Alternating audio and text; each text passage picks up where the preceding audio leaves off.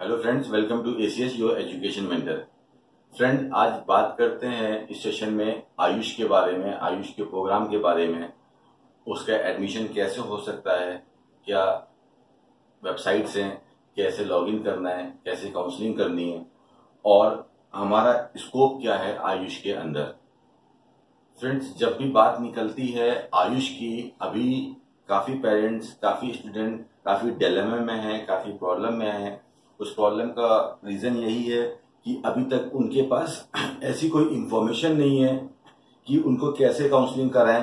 Because जितना transparent counselling MBBS और BDS की हो रही है, उतनी ट्रांसपेरेंट काउंसलिंग आयुष की कोर्सेज की अभी तक नहीं है। यही एक रीजन है कि अभी तक इंफॉर्मेशन पब्लिक के पास नहीं है कि लोग डिलेमा में हैं।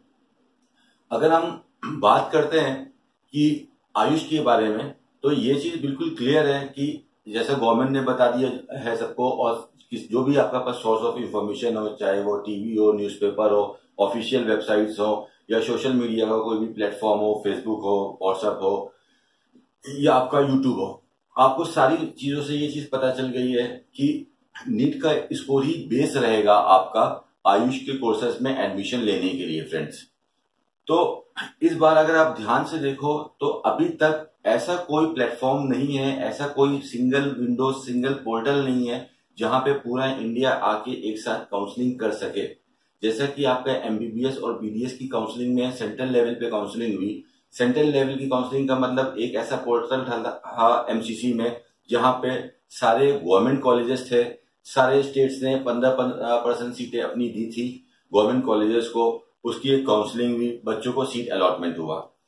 और प्राइवेट सेक्टर में सेंट्रल पे था कि डीम यूनिवर्सिटीज थी, सारी इंडिया की टोटल 38 डीम यूनिवर्सिटीज थी, वो पार्टिसिपेट करी और वहां पे इंडिया के डिफरेंट पार्ट से बच्चों ने काउंसलिंग में अपेयर किया और एडमिशन लिया, और अभी भी बचे हुए राउंड में एडमिशन वो ले रहे हैं, चॉइस फिलिंग कर रहे हैं।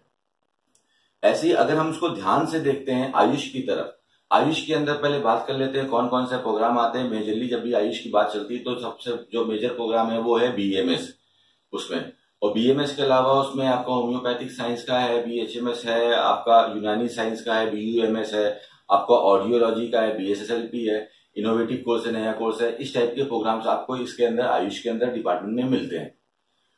तो सबसे पहले हम देख लेते हैं काउंसलिंग कहाँ पे होगी, कैसे होगी, क्या प्रोबेबिलिटी दिख रही है अभी तक के पैटर्न से।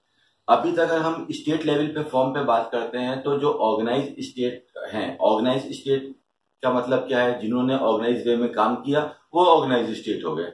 महाराष्ट्र ने अपना एप्लीकेशन फॉर्म निकाला, अपने एक ही एप्लीकेशन फॉर्म में उसने होम्योपैथी को भी, आयुर्वेदिक को भी और एलोपैथी को भी, यानी कि बीएमएस, बीडीएस, बीएचएमएस सारे कोर्सेज का साथ में काउंसलिंग करी। That is a proper way of counselling. Bihar ने भी यही किया, गुजरात ने भी यही किया। उन्होंने जो अपना एप्लीकेशन फॉर्म निकाला स्टेट्स का, उसमें सारे कोर्सेज आए हैं, साथ में आए हैं। उसमें आयुष के भी कोर्सेज हैं और साथ में आपके एमबीबीएस और बीडीएस का भी कोर्स है। इसी तरह से बाकी के स्टेट को भी काउंसलिंग करानी थी, बट वो नहीं करा पाए। एमपी का फॉर्म निकला लेकिन एमपी के फॉर्म में मिस था। यूपी का फॉर्म निकला लेकिन यूपी के फॉर्म में आपका आयुष के कोर्सेज एड ऑन नहीं थे। कर्नाटक में भी जो काउंसलिंग हो रही है वो भी आपका फिलहाल एमबीबीएस और बीडीएस को देखते हुए हो रही है, उसमें आपका आयुष इंक्लूडेड नहीं है। तो this is very much clear, इसमें कोई शक नहीं है कि नीट का स्कोर एक्सेप्ट होगा। लेकिन इसमें नीट का स्कोर बेस लिया जा रहा है। सिर्फ आपने अगर जो भी स्कोर प्रोड्यूस किया है अपने रिटन एग्जाम में, अगर आप क्वालिफाई हैं तो आप एलिजिबल हो जाते हो इन सब कोर्सेज में एडमिशन लेने के लिए। बट काउंसलिंग कैसे होगी? काउंसलिंग अब जैसे जो भी रिस्पेक्टिव स्टेट्स हैं, अदर आप जिस भी स्टेट से, हमारे 29 स्टेट्स में आप किसी भी स्टेट से बिलोंग करते हो, आपके स्टेट का एप्लीकेशन फॉर्म आएगा, आपके आयुष डिपार्टमेंट, आपकी स्टेट की बॉडी इस फॉर्म को निकालेंगे। 3 स्टेट्स अभी तक निकाल चुके हैं, ज्यादातर स्टेट्स का अभी तक फॉर्म नहीं आया है। कुछ स्टेट्स हैं जैसे कि आपका यूपी का ले लो आप, यूपी नीट के ऊपर फॉर्म आएगा सीपैट का। उड़ीसा का ले लो आप, OGEE.NIC इन पे। एमपी का आप देख लो mponline.gov.in पे। राजस्थान का देखते हो आप तो education.rajasthan.gov.in। हरियाणा का देखते हो तो UHSR.ac.in। उत्तराखंड का देखते हो तो UAU.ac.in। इस तरह से ये वेबसाइट्स हैं, इनको ऊपर एप्लीकेशन फॉर्म आएगा। मैं आपकी मदद के लिए इसको डिस्क्रिप्शन में भी ऐड कर दूंगा। बाकी ये कोई बड़ा काम नहीं है। आप अगर गूगल को स्मार्टली यूज करते हो, गूगल को तो बहुत से लोग यूज करते हैं, लेकिन अगर आप स्मार्टली यूज करते हो तो आप आसानी से अपने कॉलेज की वेबसाइट या स्टेट की वेबसाइट पर जाके डिटेल्स देख सकते हो। अब यहाँ पे एक बड़ा क्वेश्चन आता है कि हमारे स्टेट का तो फॉर्म नहीं निकला, वो कब आएगा? आप हमसे क्वेश्चन पूछोगे, उसको मैं रिप्लाई करूँ, तो उसको अभी से हम समझ लेते हैं। अभी ये जो 3 स्टेट के जो फॉर्म आए हैं, जैसे महाराष्ट्र का फॉर्म आया है या बिहार का फॉर्म आया है या गुजरात का फॉर्म आया है, इन्होंने जो सीट एलोकेशन किया है, जो काउंसलिंग में सीटें दी हैं, वो अपनी 100% सीटें दे दी हैं। इस चीज को ध्यान से समझना है स्टूडेंट्स। इन्होंने अपनी 100% सीट्स दे दी है। जैसे आपका एमबीबीएस की काउंसलिंग हो रही है, उसमें 85% सीट देता है और 15% रोक देता है, क्योंकि उसको सेंट्रल पे देना होता है। तो ये सारे स्टेट्स 100% सीट्स दे रहे हैं। इससे ये चीज पता चल जाती है कि ऑल इंडिया लेवल पे बीएमएस की काउंसलिंग यानी कि आयुष की काउंसलिंग पर्टिकुलरली नहीं होने वाली है। अगर ऑल इंडिया लेवल पे होता तो पहले ही होता वो चीज, स्टेट के फॉर्म बाद में आते। लेकिन ऐसा लग रहा है कि अभी गवर्नमेंट इतनी तैयार नहीं है, इतने प्रिपरेशन नहीं है। हो सकता है नेक्स्ट ईयर से ये चीज पूरी तरह से आ जाए, बट इस साल से अगर आप उस पैटर्न को देखते हो तो ये चीज समझ में आ रही है कि सेंट्रल लेवल पे ये काउंसलिंग नहीं मिलने वाली है हमको। प्राइवेट मेडिकल कॉलेज की हम बात करते हैं या प्राइवेट ये जो आपके गवर्नमेंट कॉलेजेस आते हैं उनकी हम बात करते हैं, तो सबसे ज्यादा चांस निकलता है जिस स्टेट से आप बिलोंग करते हो उसी स्टेट में। अगर आपके स्टेट का फॉर्म आ गया है तो आप बिल्कुल भर सकते हो, अगर नहीं आया है तो आप ज्यादा से ज्यादा जुलाई तक वेट करो। बिकॉज इस चीज को समझना है तो और ब्राइटर वे से कैसे समझ सकते हैं। कोई भी चीज समझनी है तो आगे जाने की बजाय पीछे जाना चाहिए समझने के लिए, पास्ट में जाना चाहिए। पास्ट के ईयर्स में देखिए, जो स्टूडेंट अभी 2nd ईयर में, 3rd ईयर में, 4th ईयर में पढ़ रहे हैं या जो पास आउट होके मार्केट में आ चुके हैं, लोगों को सर्विस प्रोवाइड कर रहे हैं, लोगों की मदद कर रहे हैं, तो उन लोगों का एडमिशन कैसे हुआ था। पास में ये एडमिशन जो खासकर प्राइवेट बॉडी का एडमिशन होता था वो कॉलेज खुद रेगुलेट करता था। कॉलेज बस ये देखता था कि बच्चे का हाँ ठीक है, he is qualify, he is getting 50 CB में उसका 50% है, वो उसका एडमिशन ले सकता था। वो अपना कॉलेज अपना खुद का इंटरनल एग्जाम करता था। बट इस बार ऐसी चीजें नहीं है इसके अंदर। लेकिन अभी इतना ज्यादा मॉडिफाई नहीं हो गया है, तो इसका मतलब यही साफ निकल के आता है कि ऑल इंडिया पे काउंसलिंग नहीं होने वाली है इसकी। इसके लिए हम या तो वेट कर सकते हैं, ये एक प्रिडिक्शन है एसीएस का देखते हुए अभी तक आपके सामने दे रहे हैं। इसमें गलत भी हो सकता है। अगर कुछ कल की डेट में आता है ऐसा रूल तो आपको भी पता चल जाएगा, हमको भी पता चल जाएगा, जल्दी से जल्दी हम आपको उसको बताएंगे। लेकिन अभी क्या करना चाहिए, हम ये स्ट्रेटजी उसके लिए बना रहे हैं। तो आप ये देखो कि जैसे अगर आपके स्टेट का फॉर्म नहीं आया है तो मैक्सिमम जुलाई के लास्ट तक आ जाएगा।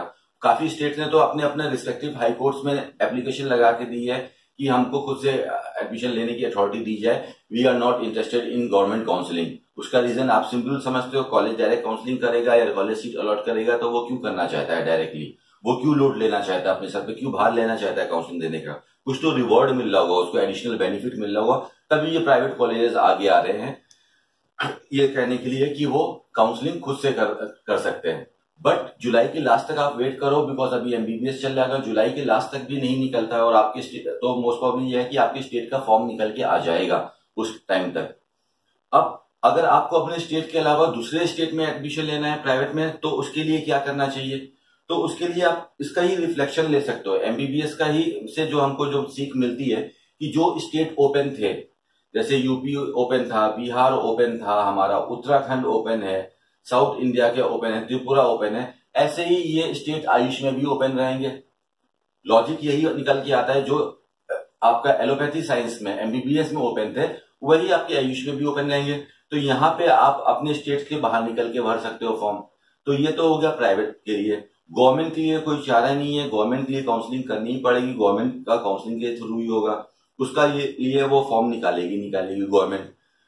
अब एक प्राइवेट सेक्टर में बहुत बड़ा जोन है, वो होता है डीम्ड यूनिवर्सिटी। डीम्ड यूनिवर्सिटी क्या होती है, डीम्ड यूनिवर्सिटी का मतलब होता है जो खुद में अपनी कंप्लीट यूनिवर्सिटी हो, यानी कि जो सारे कोर्सेज चलाती हो, उसके पास पूरा सिस्टम हो, वो खुद से अपना एग्जाम लेती हो, खुद से एडमिशन प्रोसेस करती हो, खुद से आपको पढ़ाती है, और लास्ट में जब आप वहां से निकलते हो तो डिग्री भी देती है वो अपने नाम की ही देती है, वो किसी और से एफिलेटेड नहीं होती है, किसी और यूनिवर्सिटी के अंदर एफिलेटेड नहीं होती, उसका एफिलेशन गवर्नमेंट बॉडीज से होता है, किसी अदर यूनिवर्सिटी के ऊपर वो डिपेंडेंट नहीं होती है, वो होती है डीम्ड यूनिवर्सिटी। तो डीम यूनिवर्सिटीज अभी जो इंडिया में जो पैन अगर देखते हैं ओपन, तो 38 डीम यूनिवर्सिटीज हैं। ऐसे तो हर कॉलेज अपने आपको साबित करने में लगा है कि वो डीम यूनिवर्सिटी है, वो डीम यूनिवर्सिटी है, बट जो एमबीबीएस में आए थे डीम यूनिवर्सिटीज वही ओरिजिनल डीम यूनिवर्सिटीज हैं। ये डीम यूनिवर्सिटीज अपने खुद का एप्लीकेशन फॉर्म निकालती है। आप किसी भी डीम यूनिवर्सिटी की वेबसाइट पे जाके, वेबसाइट पे जाना बहुत आसान है, आप कोई भी सर्च इंजन को यूज करके, किसी भी सर्च इंजन को यूज करके, गूगल को, याहू को यूज करके आप किसी की वेबसाइट में जाके उनका एप्लीकेशन फॉर्म भर सकते हो।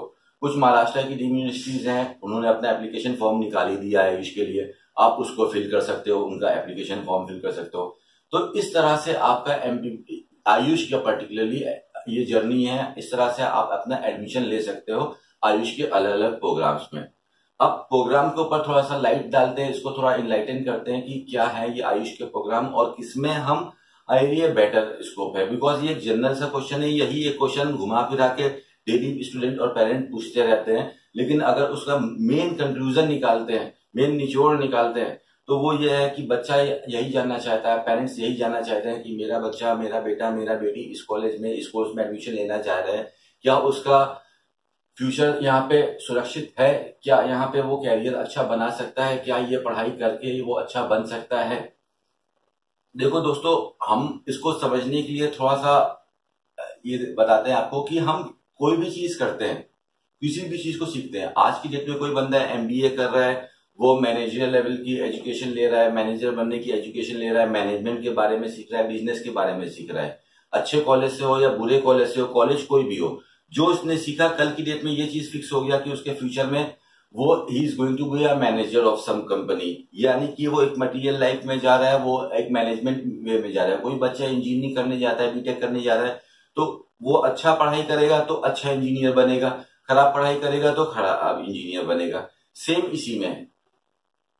ये जो आयुर्वेद है, आयुष है, आयुष का वर्ड कहां से निकला? आयुष का वर्ड निकला है आयुर्वेद से। और आयुर्वेद का वर्ड कहां से निकला? आयुर्वेद का वर्ड निकला वैद से। ये इंडिया की, हमारी कंट्री की, हमारे नेशन की एक धरोहर है, एक परंपरा है, एक कल्चर रहा है।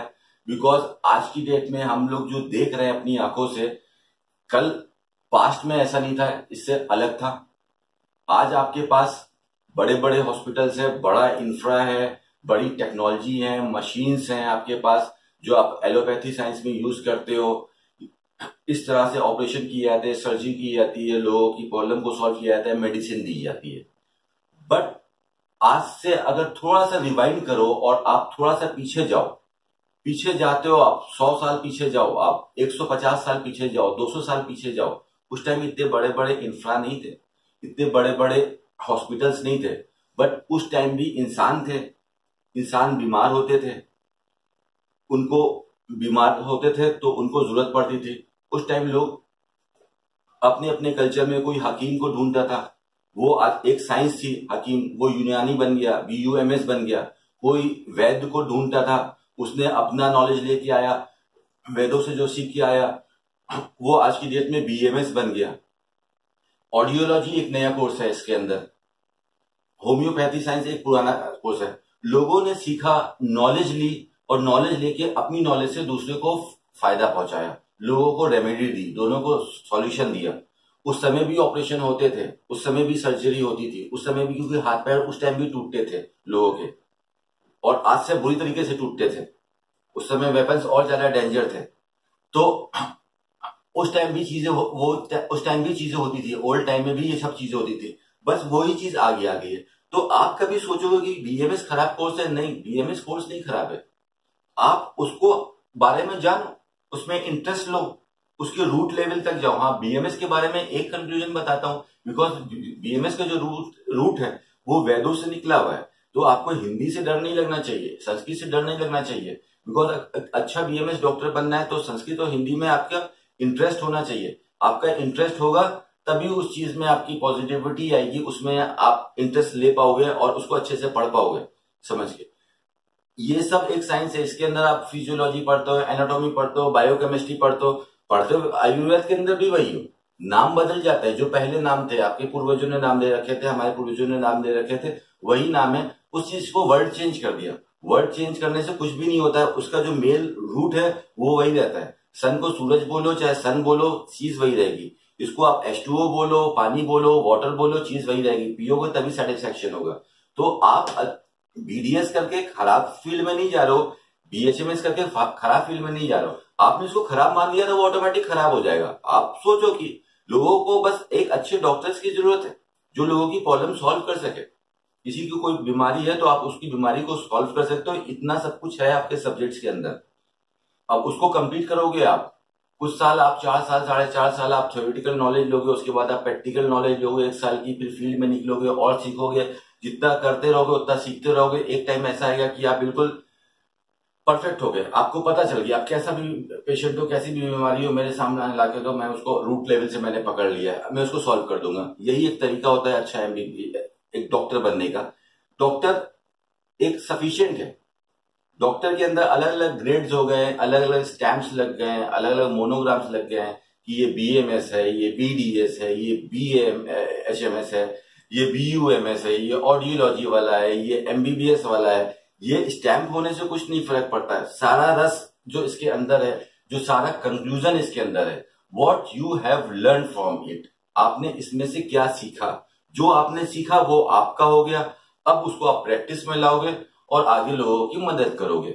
बस इसीलिए हम लोग पढ़ाई करते हैं, to become a cultural person, to become a skill person. अपनी स्किल्स को बढ़ाइए, इंटरेस्ट लीजिए जहां पे एडमिशन हो पा रहा है। अगर फंड्स की प्रॉब्लम है, महंगे कोर्सेज में नहीं जा सकते, कॉलेज की फीस नहीं पे कर सकते, काफी बच्चे सुन रहे होंगे आप लोग इसको, जरूरी नहीं है कि आप MBBS करो, आप BDS करके भी बहुत अच्छा कैरियर बना सकते हो। आप किसी की बात मत सुनो, मेरी बातें मत सुनो, आप जाओ फील्ड पे ध्यान से देखो। BDS करके बहुत से लोग ठोकर भी खा रहे हैं और BDS करके बहुत लोग सक्सेस भी कर रहे हैं। BHMS करके बहुत से लोग ठोकर भी खा रहे हैं और BHMS करके बहुत से लोग सक्सेसफुल भी हुए। क्यों है वो सक्सेसफुल और क्यों है वो खराब, ये चीज जानने की कोशिश करो। बिकॉज उसने उसके ऊपर इंटरेस्ट नहीं लिया था, वो सिर्फ उससे इसलिए जुड़ा था क्योंकि वो मॉनेटरी वे में देख रहा था, ये करूंगा तो पैसा कमा लूंगा।